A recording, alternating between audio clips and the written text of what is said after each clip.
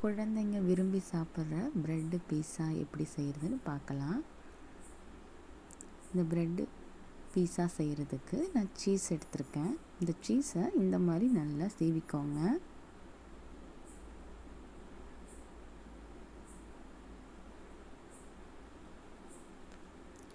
நம்ம வீட்லேயே சூப்பராக நம்ம ப்ரெட்டை வச்சு பீஸா செய்யலாம்.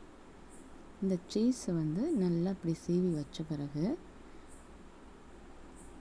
நான் இந்த சில்லி சாஸு,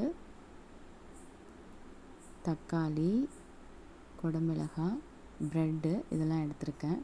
ஃபஸ்ட்டு ஒரு ப்ரெட்டை எடுத்து இந்த சில்லி சாஸு இதை அப்படியே ஸ்ப்ரெட் பண்ணிக்கோங்க. ப்ரெட்டில் இந்த மாதிரி ப்ரெட்டில் தடவிக்கோங்க.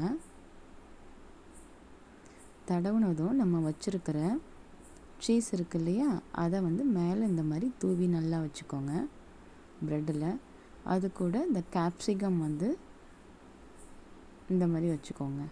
கேப்சிகம், அடுத்தது பெரிய வெங்காயம், அப்புறம் வச்சுருக்கிற தக்காளி, இது இந்த மாதிரி ஃபுல்லாக இந்த மாதிரி நம்ம வச்சிடணும். இது நல்லா டேஸ்ட்டாகவும் இருக்கும், குழந்தைங்களும் விரும்பி சாப்பிடுவாங்க. நம்ம கடையில் வாங்கணுன்னு அவசியம் இல்லை. இதை ஈஸியாக நம்ம செஞ்சு கொடுக்கலாம், வீட்டிலையே நம்ம செஞ்சு கொடுக்கலாம்.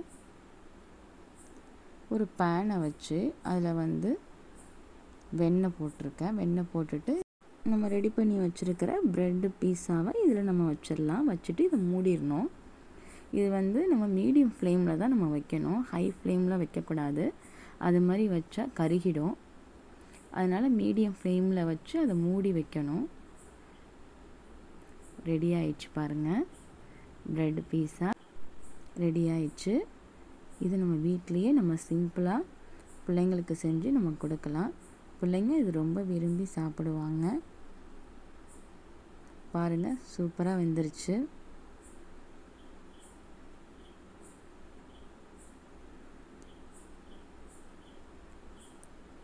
பிடிச்சிருந்தால் லைக் பண்ணுங்கள், ஷேர் பண்ணுங்கள், சப்ஸ்கிரைப் பண்ணுங்கள்.